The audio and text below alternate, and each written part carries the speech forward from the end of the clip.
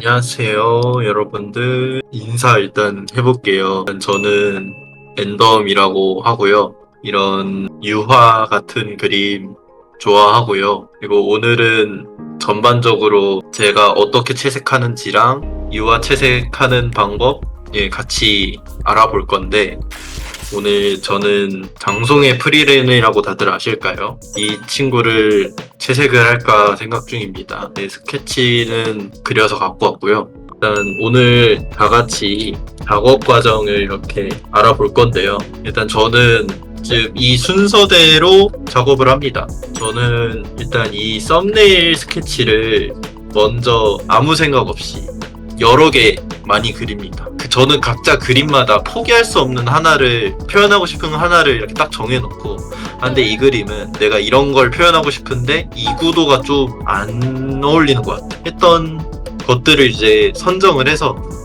그럼 이 그림이, 이 썸네일이 제일 낫겠다 싶은 걸로 골라서 그림 스케치를 시작을 합니다. 자료 찾기도 하고.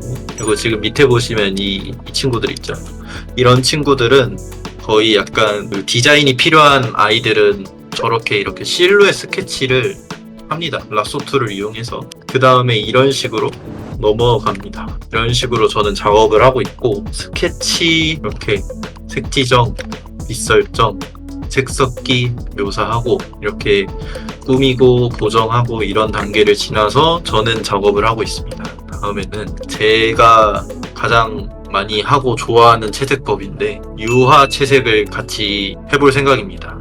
제가 생각했을 때 유화 느낌이 나는 세 가지는, 일단 자연광이 있습니다. 사실 자연광은 필수는 아니거든요. 이 그림처럼 빛과 어둠이 확실한 그림 있잖아요. 빛과 그림이 확실한 그림으로도 유화 채색을 할 수 있어요.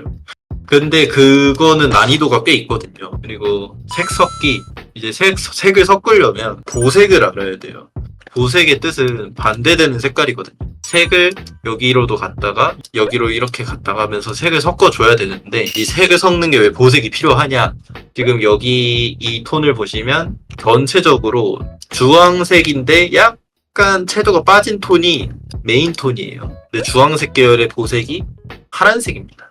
보시면은 파란 색깔이 군데군데 섞여 있어요. 녹색도 섞여 있고 빨간색도 섞여 있고 하는데, 메인적으로는 저는 파란색과 초록색을 많이 섞었거든요. 섞은 다음에 이 메인 톤인 베이지색 톤으로 한 번씩 밀면서 계속 끊임없이 수정을 해줘야 자연스럽게 색이 섞이고 유화 느낌이 나거든요.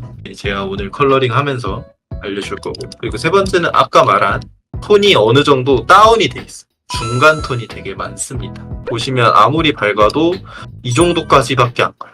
근데 여기 제일 밝은 부분이 이 정도인데, 나머지도 되게 중간 톤이고 톤이 약간 여기서 논다 라고 생각하시면 좋을 것 같습니다. 그래야 유화 느낌이 팍팍 난다. 그리고 지금 나머지 그림들도 보면 조명이 빡세지 않고 색깔이 굉장히 많이 섞여 있죠. 그런 식으로 진행을 하면 유화 느낌의 채색을 할 수 있다, 누구나 라고 해드릴 수 있겠습니다.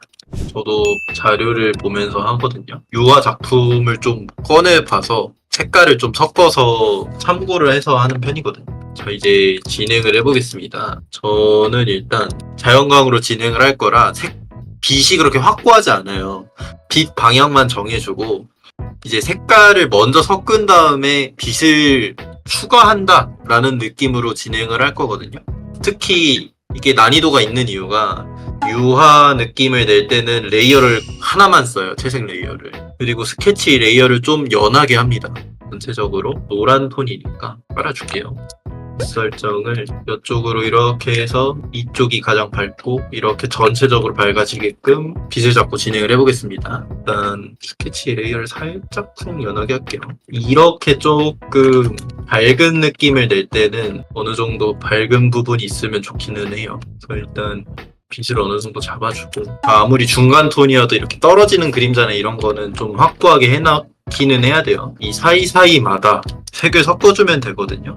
근데 이제 색을 섞을 때가 거의 묘사하는 단계랑 비슷해가지고, 근데 이제 초반에는 이렇게 화면을 좀 줄인 다음에 내가 생각해도 색이 좀 괜찮다 싶을 때까지 만져주셔야 됩니다. 이게 좀 고역이거든요. 저도 그렇지만 다들 확대병에 걸리셔 있잖아요. 어찌됐든 위에서 오는 빛이니까 위가 가장 빛날 거예요. 계속 섞어줄게요. 지금 이 자료 그림을 보면은 이 자료 그림에도 푸른색과 보라색이 많이 섞여 있죠. 이런 거를 참고를 해서 계속 그려나갈게요. 이때 굉장히 대담하게 섞어야 나중에 잘 나오거든요. 왜냐하면 나중에 한 톤으로 밀 거예요. 지금 메인 톤이 제가 봤을 때 이런 느낌이면 이런 식으로 한번 이렇게 밀 거예요, 계속. 그러니까 좀 과감하게 보색을 섞어주잖아. 푸른색을 섞어서 계속 섞어주면 되거든요.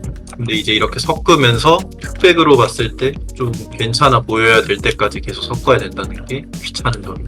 저 같은 경우는 이렇게 전체적으로 한 다음에 뭐 피부톤이 좀 더 밝았으면 좋겠다, 어디가 좀 밝았으면 좋겠다 할 때 이제 라sso 툴로 이렇게 묶고 레벨 값이나 이런 걸로 좀 조정을 하는 편이에요. 그러면 좀 자연스럽게 밝아졌죠. 근데 사실 이렇게 하면은 시간이 좀 걸리거든요. 특히 초보자분들은 이렇게 빛도 넣고 색깔도 섞고 이럴 때는 진짜 좀 많이 어렵거든요. 네, 많이 해보는 수밖에 없긴 해요. 아니면 왼쪽에 있는 자료를 보시면 이쪽에 보시면 보라색이 있고 약간 보랏기 있는 핑크가 섞여 있죠. 이런 거를 그냥 이 캐릭터에 박아 놓으셔도 돼요. 그 특징을. 그렇게 하면 조금 더 쉽게 다가갈 수 있을 거예요.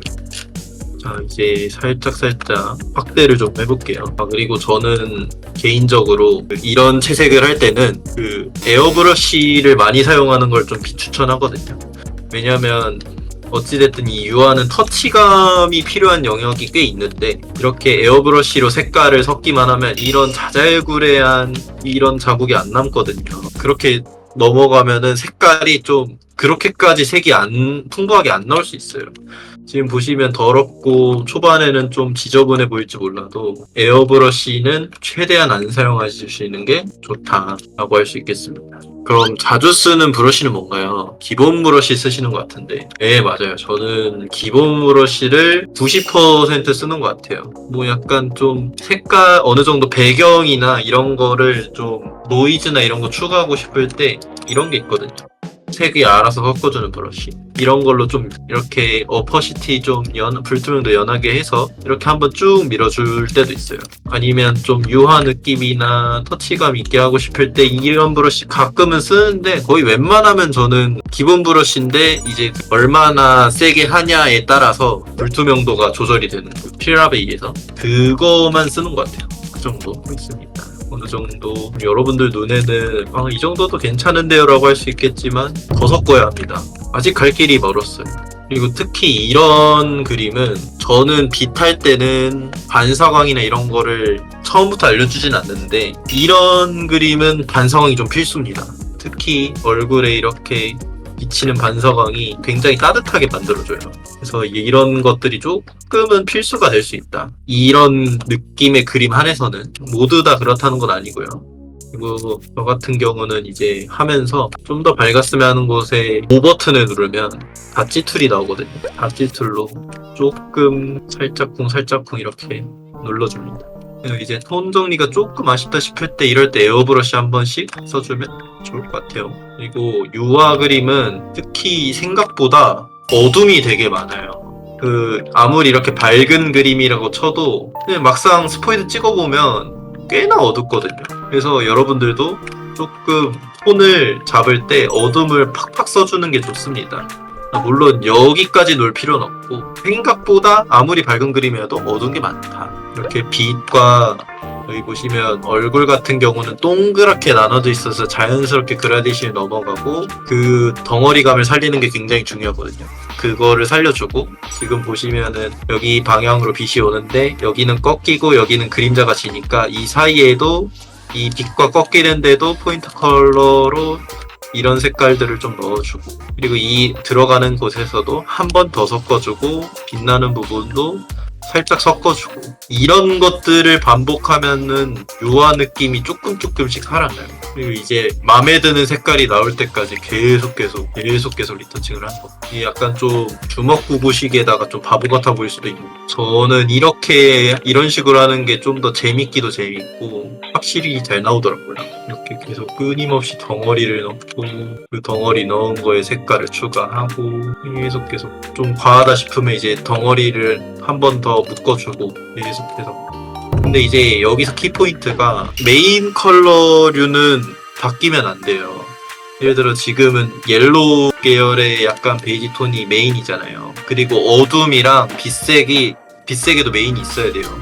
지금 보시면 약간 푸른 계열이 돌고 섞이는 게 약간 노란색으로 섞이죠. 이런 큰 규칙성은 이렇게 만들어 놓고 그 다음에 아주 미세하게 살짝씩 섞어주는 식으로 가야 약간 좀 과해지지 않는 것 같습니다. 이게 나중 가서 색 이렇게 막 나 너무 보라색 쓴 거 아니야? 너무 빨강 막 쓰는 거 아니야? 했다 가도 막 이런 거 찍어보면 보라색 나올 줄 알았는데 지금 보시면 주황색 계열 나오죠. 지금 전체적으로 톤은 맞아져요. 이렇게 하다 보면 지금 이거 거의 푸른색이잖아. 찍어보면 이 정도쯤 나올 줄 알았는데 이게 거의 노란색 계열에 가까운 초록색이 나와요. 그래서 생각보다 섞으면서 하면은 톤이 맞기 때문에 어찌됐든 이 유화 그림이 중요한 건 색 섞고 이런 것도 되게 중요하지만 분위기가 있어야 되기 때문에 그 분위기는 전체적인 톤이 맞아야 그런 것들을 신경 써주면서 그려야 어느 정도 그림이 맛있어진다 라고 할 수 있습니다. 그리고 이제 최대한 제 그림 자체가 올드한 스타일이긴 한데 그래도 그나마 덜 올드하기 위해서 이런 포인트 컬러가 될 것 같은 데는 조금 채도를 올려주는 것도 나쁘지 않은 선택이 될 수 있다라는 걸 알려드리고 싶습니다. 그리고 제 기준엔 좀 기본적인 건데 약간 이렇게 색을 이렇게 덩어리감을 추가를 할 때마다 예를 들어 아까 녹색 계열 이렇게 갔잖아요. 근데 이제 여기서 이렇게만 놀면은 색이 너무 단조로워지거든요. 근데 이제 어둠이나 이런 거 갈 때는 여기서 약간 원하시는 이쪽 휠을 움직여서 대각선적으로 움직이는 식으로 어둠을 내리는 게 훨씬 더 풍부해집니다. 이렇게 휠을 움직이지 않으면 색깔이 단조로워지고 살짝 올드해지거든요. 그래서 그거를 참고해서 진행을 하면 좋을 것 같습니다. 그리고 이렇게 흰색 그림이 많을 때는 생각보다 빛 반사나 이런 거에 의해서 생각보다 어둠이 그렇게 많이 지지 않습니다. 되게 검은색은 밝게 올라오거든요. 예를 들어 검정색으로 이렇게 있으면은 빛을 받을 때 꽤 밝게 올라가요. 이 정도까지. 근데 이제 흰색은 워낙 이렇게 어둠 자체가 톤이 밝으니까 어둠 자체가 그렇게 많이 내려가지 않습니다. 그래서 이 그림도 어느 정도 빛이 완전히 들어가지 않을 이런 부분은 찝어주되 그렇게 어두운 색깔이 어둡지는 않을 거다라는 거를 알아두면 좋습니다. 네, 저는 원레이어 쓰는 대신에 이 스토리를 좀 애용을 합니다. 저는 이런 거 할 때마다 계속 비교를 해주면서 근데 이거는 전이 나은데 싶은 게 있어요. 예를 들어 여기가 살짝 정리가 안 돼서 전이 나와 보이거든요. 그럼 이제 여기를 찍어서 그 색을 다시 갖고 이러다 실수로 예전 거에 칠을 해버리면 사고가 나긴 하는데 안 하게 조심하셔야 됩니다, 여러분. 어느 정도 여기 이렇게 어둠과 빛을 나눠놨는데 이런 주름 묘사이의 빛 방향은 이쪽인데 그러면 여기가 가장 튀어나왔으니까 여기가 가장 밝고 그 아닌 부분은 살짝쿵 어두워지는 이런 중간 톤들을 조금 잘 표현해 주셔야 돼요. 그래야 어느 정도 그림의 퀄리티가 올라갑니다. 계속 이런 것들을 신경 써주면서 작업을 하는 게 좋습니다. 그리고 참고로 저는 채색할 때 지금 보시면은 그 키보드에 그 QWER 위에 있는 숫자 키보드가 있잖아요. 그 윗부분을 딸깍 하면은 지금 2 누르면 20%, 3 누르면 30%, 40% 이렇게 되거든요. 그거를 통해서 색을 섞어요. 근데 이제 색 섞을 때 약간 브러쉬를 얇게 하면서 섞으면 섞을수록 깊이감이 생깁니다. 여러분들도 색 섞을 때 약간 얇은 브러쉬를 조금씩 사용해 주시면서 하면 좋을 것 같습니다. 그리고 저는 라소트를 좀 쓰는데요. 특히 이런 머리카락 할 때, 특히 색 섞을 때 굉장히 좋습니다. 컨트롤 J로 복사해 놓은 다음에 또 이제 손가락 툴로 조금씩 풀어주면 마시가 좀 살거든요.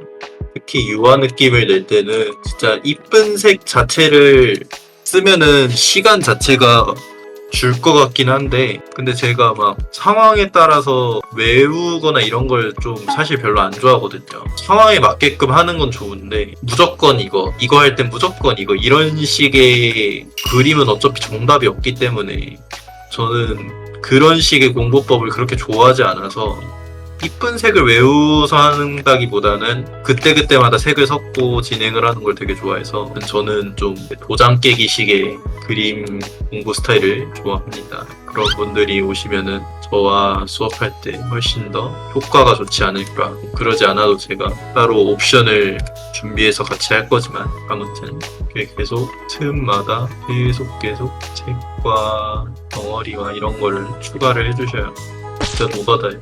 또 색이 살짝 안정화가 됐죠. 이제 이 상태에서 묘사를 조금씩 해줍니다.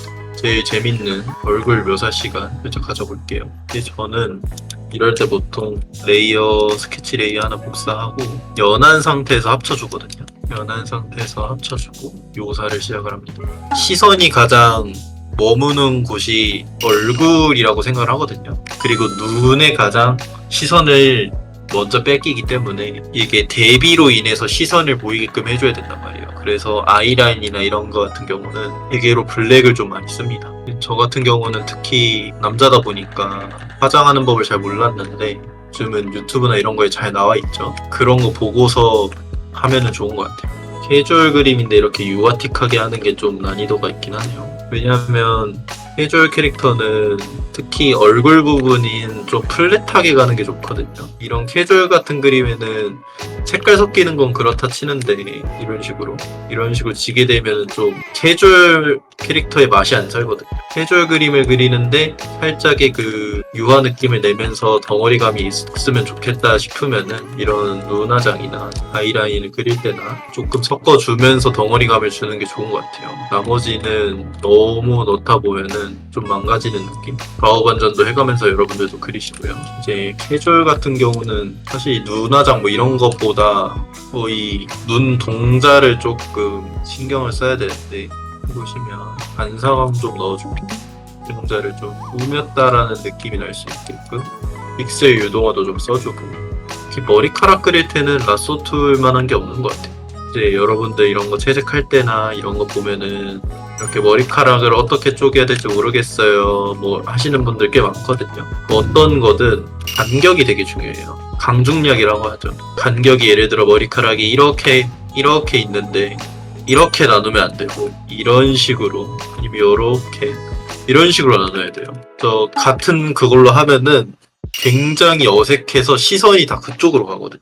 뭐 머리카락, 인체, 뭐 옷주름 이런 거 하나부터 열까지 다 저 강중약 저거를 신경을 써 주셔야 됩니다. 또 이제 제가 남성이다 보니까 제가 좀 많이 실수했던 것들이 있거든요. 특히 여성분들 머리카락이나 이런 거 엔젤링이라고 하잖아요. 되게 이렇게 윤기 나는 머리카락을 표현하기 위한 필수 덕목 이런 것들을 안 해주면 저는 제 그림 볼 때 몰랐는데 사람들이 다 떡져 보인다고 하더라고요. 하고 아까 했던 것처럼 손가락 툴로 좀 눌러줍시다. 이런 거 할 때는 레이어 살짝 분리해가지고 하면은 편합니다. 이렇게 하고 이런 부분 눌러주고 그리고 이제 아까 말했듯이 강중약 생각하면서 분리시켜주면 됩니다. 여기에 대소중 이렇게 해서 분리하시면 좋겠죠. 그리고 하나 더 약간 이런 방향성이 있잖아요.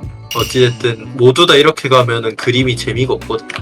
이렇게 하나쯤 이렇게 튀어나와주고 이렇게 옆으로 꺾어주고 얘는 이렇게 하고 있는데 얘는 이쪽으로 가주고 약간 좀 이상한 모양 이런 애들이 머리카락이 꺾이면서 흩날리는 거에 형태를 극대화해준다고 하더라고요. 저도 해보니까 약간 그게 느껴져가지고 여러분들도 나중에 머리카락 그릴 때 이렇게만 그리면서 이렇게 하지 말고 하다가 이렇게 한번 꺾어주고 이러면은 더 흩날리고 입체감 있고 좀 더 리얼해진 느낌이 나거든요. 제가 치마 볼 때 이걸 자료를 보고 했거든요. 이걸 보면서 묘사를 어떻게 하나 하는 걸 같이 해봅시다. 일단 지금은 좀 덩어리가 엉망진창인 것 같아서 살짝 눌러줄게요. 근데 이러면은 색이 좀 눌리지 않을까요, 선생님? 색이 좀 제가 애써 섞어놨는데 아쉬운데요, 선생님? 라고 할 수 있겠지만 그래도 덩어리가 제일 중요합니다. 이거 지금 보시면 오히려 은은해져서 맛있어질 수도 있어요. 그림은 뭐 색이 부족하면 그때 더 넣으면 되는 거고 계속 해야 됩니다. 지금 자료 사진은 오른쪽에서 빛이 오고 있는데 제 그림은 왼쪽 위에서 오고 있잖아요. 이렇게 빛 사진이 다를 때에는 얘 뭐 쉽게 생각하면 얘 반대라고 생각할 수 있겠죠. 밝은 부분의 반대.